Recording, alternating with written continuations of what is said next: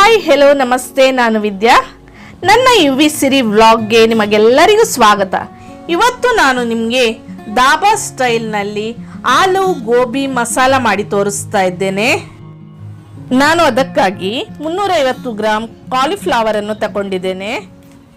ನಾನು ಅದನ್ನು ಈ ಥರ ಹೆಚ್ಕೊಳ್ತಾ ಇದ್ದೇನೆ.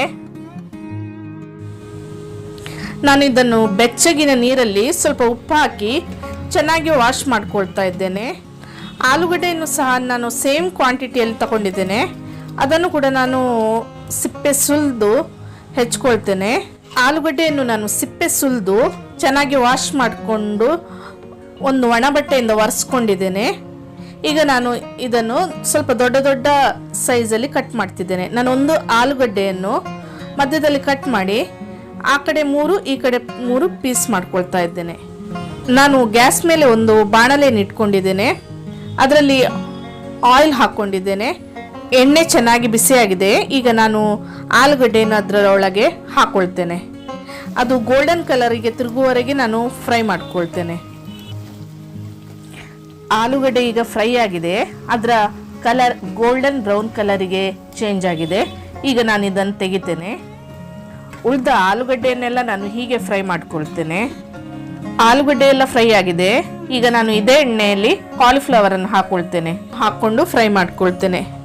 ಕಾಲಿಫ್ಲವರನ್ನು ವಾಶ್ ಮಾಡಿ ಚೆನ್ನಾಗಿ ಒಂದು ಒಣ ಬಟ್ಟೆ ಮೇಲೆ ಹಾಕಿ ಅದನ್ನು ಸ್ವಲ್ಪ ಡ್ರೈ ಮಾಡ್ಕೋಬೇಕಾಗುತ್ತೆ. ಇಲ್ಲಾಂದರೆ ಅದರಲ್ಲಿ ನೀರಿದ್ರೆ ಎಣ್ಣೆ ತುಂಬ ಸಿಡಿತದೆ. ಫ್ಲವರ್ ಕೂಡ ಫ್ರೈ ಆಗಿದೆ ನೋಡಿ, ಗೋಲ್ಡನ್ ಕಲರ್ಗೆ ತಿರುಗಿದೆ. ಈಗ ನಾನು ಅದನ್ನು ತೆಗೆದು ಒಂದು ಪ್ಲೇಟಿಗೆ ಹಾಕ್ಕೊಳ್ತಾ ಇದ್ದೇನೆ. ನಾನು 3 ಟೊಮೆಟೊ, 2 ಹಸಿಮೆಣಸು, 1 ತುಂಡು ಶುಂಠಿ ತಗೊಂಡಿದ್ದೇನೆ. ಇವಿಷ್ಟನ್ನು ನಾನು ಕಟ್ ಮಾಡಿ ಒಂದು ಮಿಕ್ಸಿಗೆ ಹಾಕ್ಕೊಂಡು ಪೇಸ್ಟ್ ಮಾಡ್ಕೊಳ್ತೇನೆ. ನೋಡಿ, ಈಗ ಪೇಸ್ಟ್ ರೆಡಿಯಾಗಿದೆ.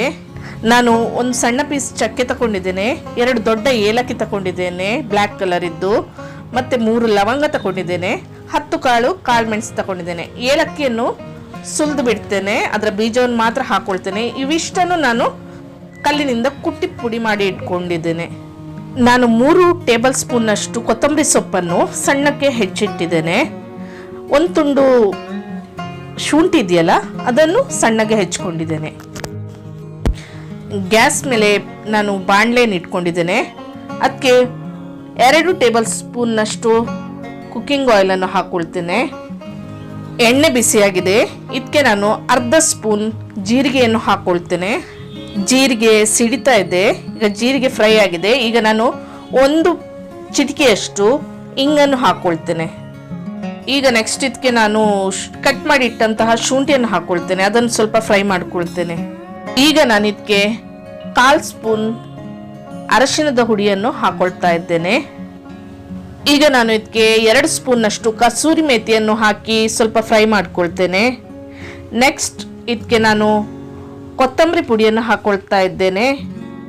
ನಾನು ಇದಕ್ಕೆ 1.5 ಟೀ ಸ್ಪೂನ್ನಷ್ಟು ಕೊತ್ತಂಬರಿ ಪುಡಿಯನ್ನು ಹಾಕ್ಕೊಳ್ತಾ ಇದ್ದೇನೆ. ಇದರ ನೆಕ್ಸ್ಟ್ ನಾನು ದರಿದರಿಯಾಗಿ ಪುಡಿ ಮಾಡಿದಂತಹ ಗರಂ ಮಸಾಲೆಯನ್ನು ಹಾಕ್ಕೊಳ್ತಾ ಇದ್ದೇನೆ. ಇವಿಷ್ಟನ್ನು ನಾನು ಚೆನ್ನಾಗಿ ಫ್ರೈ ಮಾಡ್ಕೊಳ್ತಾ ಇದ್ದೇನೆ. ಈಗ ನೆಕ್ಸ್ಟ್ ನಾನು ಇದಕ್ಕೆ ಟೊಮೆಟೊ, ಹಸಿಮೆಣಸು, ಶುಂಠಿಯ ಪೇಸ್ಟನ್ನು ಹಾಕ್ಕೊಂಡು ಚೆನ್ನಾಗಿ ಫ್ರೈ ಮಾಡ್ಕೊಳ್ತೇನೆ.